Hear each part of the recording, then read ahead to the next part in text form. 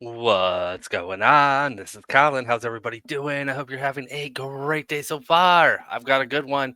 Got a pro se in front of Judge Caretti. This one did happen a little while ago. I just was going through court on the weekends like I do. And yeah, I found this one, so I'm going to play it. Hopefully, you guys enjoy it. I will warn you, though, it is only about 75% of the hearing. They took it off of YouTube. You'll find out why, but they took it off YouTube. We don't get to see the end of it, but we get the idea of what's going on. He's not doing too well. He does get one objection in that makes sense, though, so good for him. But that's all he does. That's all he does. It's good. Before I hit that play button, you know what to do. Hit the like and subscribe. Do your jump kick backflips. Let's go. I can't change. You keep that for now. Because I don't know. Give that to We the. just gotta take the Can I big read one. it here before we Yeah, go? you on? can stand there and read it. Okay, basically, yeah. Stand there, read. Let's you give the read first. She didn't know that. Oh, that's all right. I'll get to work. All rise. All right, right off the bat, someone answer me this question. I know I don't like pausing it this early, but the defendant didn't get the discovery until today. You're gonna find out why here in a second, but the officer just took it away from him. They're court documents. Why would he take that away from him? That doesn't make sense to me. Somebody please make that make sense. Okay, let's go. Council Protovich. Oh, Colin, I'm sorry. Judge, the court can call People versus Harper, date and time set for pretrial and several motions. Jumped the gun. Appearances. Anthony Sorrentino, This is yours. Good morning, Your Honor. May it please the court, Yvette Barry, P58142, appearing on as advisory counsel for Charles Harper. And Mr. Harper, state your name for the record. Charles Harper. And you're representing yourself as well. Correct. And the court's had several prior discussions with you with respect to the disadvantages inherent in representing yourself. Correct. Correct, sir? Because you're representing yourself against the basically the entire prosecutor's office and a very skilled prosecutor, Mr. Sorrentino. You understand that's a clear disadvantage, sir? Correct. Yet it's your intention to continue to represent yourself. Correct? Yes, it is. All right. Counsel approach. Judge, just to that effect, these problems keep shaking themselves out. I filed responses to his stuff, but I e-filed them, like, as a matter of course, which is what I'm supposed to do, but since he's in custody, he doesn't have access. I don't think he would even, as a non-attorney, have to e-file, so I just handed him a copy of my response to his motion to quash and motion to suppress. All right. When did you e-file? I don't know if Madam Clerk can look again. Judge, I can take a look. All right. Yes. Counsel approach.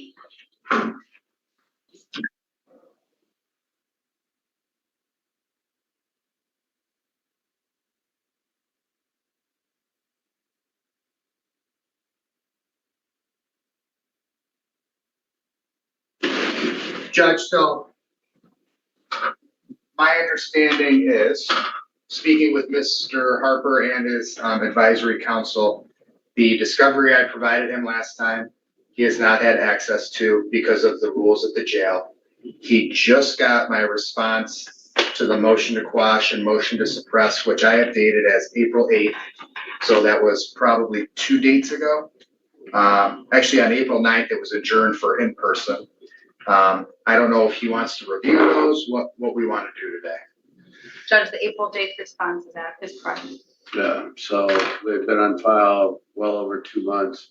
One of his requests today was to compel me to respond to those motions, and I had. Well, that's moved since you. Right, but he didn't know. Right. Correct, sir. You understand that? Chris, yes. All right. So we don't have to worry about that. I mean, I'm inclined to go forward with motions. We're all here. Would you like some additional time, sir, to look at that, or are you articulate your motions, which you filed and you prepared, without having seen them? I feel comfortable enough to sit there and argue the motion to quash the bind over, but as far as the motion to suppress, if you give me a little hiatus there to look at it. Well, here's what I'll do. We'll argue that one, and then we'll take a break, and you can look at the other stuff. Then we'll come back on the record. So go ahead, sir. First of all, I'd like to put make sure that the actual preliminary exam transcripts are on the record. I don't know if they're actually on the record right now. They're not, Judge, because, I mean, we haven't had a hearing. I have a copy of both of them. I provided those to him at the last hearing so that he would have them. So that strikes me as a moot point, sir. I mean, We'll just for you have them, review, they don't need to be on file and. for review later on, I'm going to actually, if I got an adverse ruling, as far as I'm going up to Court of Appeals, if it's possible. And I'd like to actually have So that on the can I record. ask a question of Mr. Harper, Judge? Sure. Are you saying you want the judge to have a copy of the preliminary exam so when he goes over your motion, he has access to the transcript? Not necessarily. I'd like to put the transcripts on file, on evidentiary record, if it's possible. I mean, I don't care. I have them. It had to be filed by the. This is really in order weird. for So everybody to have it is, but that's. So it is accessible Sometimes, from the don't record. talk when I'm talking. That's sometime inherent in pro per cases. Sure. So if you're willing to do that, that makes the issue moot. They're gonna need to make a copy. I have them. I didn't bring extra copies. I supplied him with a copy. Oh, wait, he's asking, so you need a copy to, file with the clerk's office, or how would we do that? So Francesca? Judge, when transcripts are requested from district court or circuit court, the CEO, CER court reporters do formally file them via e-file. So they are So they filed now. are formally filed with this court. Okay, so. So your request is moot, given, It's you weren't accessible aware to that any they're other already court. filed. Okay, So thank- that's done, but that's Okay. granted. Very well. We're done with that. What else, sir? I'd like to reserve the idea or the argument that the testimonies that were received in the preliminary exam weren't sworn in. Judge, so I have the transcript right here. Both witnesses that testified were sworn. He is still not arguing, but he disagrees with me. Yeah, sir, let me ask you this question. If you have the transcripts and you see that we're sworn, why would you make a frivolous motion like that? It's not frivolous. I remember that. I think it is, sir. Okay. But I'm asking you to defend it. I'm saying, maybe you can convince me it's not. Why would you do that? I remember specifically waiting for them to be sworn in at the date, and it didn't happen. Well, you might My have been waiting, recollection. sir. You might not have been paying attention. In any event, the transcript clearly reflects that they were sworn. Your motion's denied. What else you have? Judge, which motion was that? Is this part, which one is it, sir? There was no motion specifically. All I wanted to do All right, was so he's reserve making that. an oral request. That oral request is denied. Now, are you ready to argue which one you're gonna do your motion to dismiss for insufficient evidence? Yep. Denied. You got standby counsel. Just ask her a question. You might get one. I don't know. You got 3 denials. You might have gotten one that may have been at least under review. All right, let's keep going.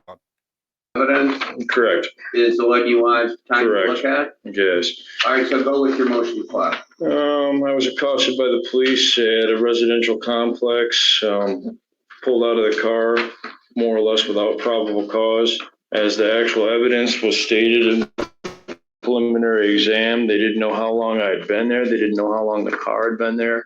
They had no evidence of me operating the vehicle. They had no evidence of the vehicle being in gear. The only sole thing that they actually looked at was whether they asked me where I was at, and I said Stepnitz, and I was actually on You Rose said, what? Lane. Sorry, I didn't hear you. I said Stepnitz Drive, and I was actually on Rose Lane. And from that misstatement, they not only concluded that a crime was committed of OUIL, but I had committed it. And the rationale that was used by the court is found on page 12 of the preliminary transcripts, I think dated December 3rd of 2024. And this is Mrs. Fuca, or Judge Fuca. Reading from what she said, she says, all right, I mean, clearly since no one saw him drive, we are left only with circumstantial evidence. I would like to tend to agree with the prosecutor simply because I do not think that I do think his statements are somewhat incriminating in that regard, of that he believed that he was home, or at least on his street and in his mind where he was intending to be, and he was not there. He could have said a number of other things that would have led to more credibility to your theory that he didn't actually drive there. But I think that his statements weighed in favor of, more likely than not, he was driving. So I'm going to bind him over on both counts. So I'm trying to unpack that, and it seems to me like it's more of psychoanalysis than it is law.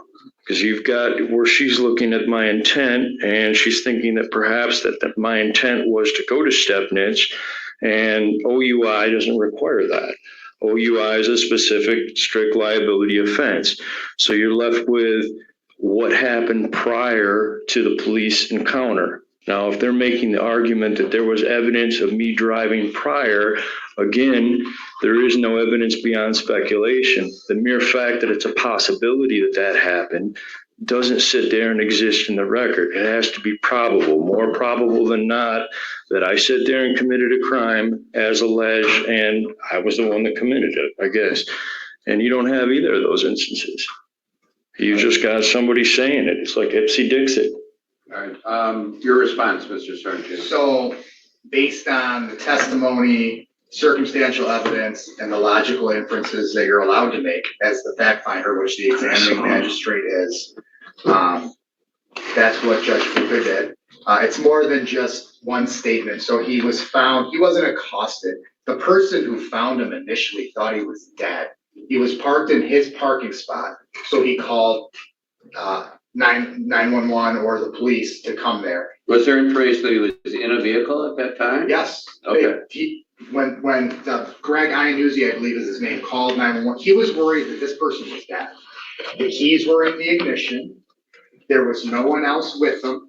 There was no alcohol scattered about the car, so you can't make the argument that he was sitting there and got drunk sitting there. So it's more than just some statement that when the police officers asked him, "Where are you?" and he says, "I'm on Stepnitz," which is, I think, where he lived at the time. I'm not sure, but he was actually on Rose Lane, and essentially, I think he told the cops to get the fuck out of here or something to that effect. But it's not just one statement. It was all the surrounding circumstances and then the logical inferences that Judge Fuka drew upon to make. Well, what are all those surrounding circumstances? Go through them briefly. That the keys were in the. Other than what you already said, is there anything else when you said? Not really. I do have additional. I'd like to object. That wasn't actually entered into evidence whatsoever, and it shouldn't be considered. Sure, don't talk when he's talking. But Are you making an objection? I am. What's your objection? This wasn't actually part of the preliminary exam and bind over. He's trying to use extra record evidence in order to justify the bind over. But it will be used at trial. So, and I have the witness and. All right, frankly, I think the defendant's correct. His objection's sustained. But however. Yay!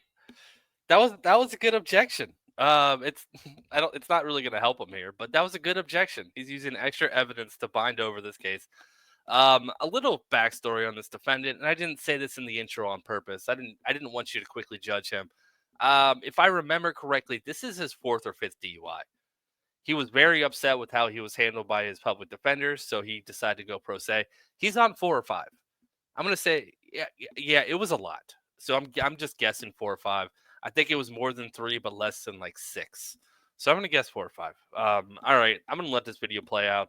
Like I said, we don't have the end of this, but we did get most of it. They're gonna let him go away to review the discovery that he couldn't see because it was e-filed. They're going to come back and finish this hearing. Unfortunately, they shut off YouTube, so we don't actually get to see it. Okay, that's it. That's all I got. Please hit the like button. Yeah, have a great day. Until next time, bye. I will provide this to him as on the record I'm handing him. That's newly obtained evidence that I got yesterday. So. And what does that purport? Purport to depict. The court will not consider it, but. That's him driving earlier in the day, a couple hours before the incident occurred on Stepnitz. Okay. It's 11:34 a.m. at the Macomb County Sheriff's Office, which is the part of the alleged stalking case that was filed in. All right. So in order to in order to grant a motion to quash, the court would have to find that the examining magistrate, Judge Fuka, abused her discretion. The court does not believe that she did abuse her discretion, basically for the reasons stated by the prosecutor on the record, other than what he said about the photos that were just given to defendant. The court did not consider that at all. So, sir, your motion's denied. So, you have the response now from Mrs. Sorrentino, sir? Yes. All right, so put him back and let us know, Ms. Barrett, when and Mr. Harper, when you're ready to proceed. We gotta go down to the judge again. No, you don't. You're staying here till we're done with this proceeding. Could you email? We'll call, I could call. we'll call, I mean, we're on the record, so say We she's are. on the record here. Judge, do you have a copy of my response? Yes, it's in the file. Okay. Pretty sure I do.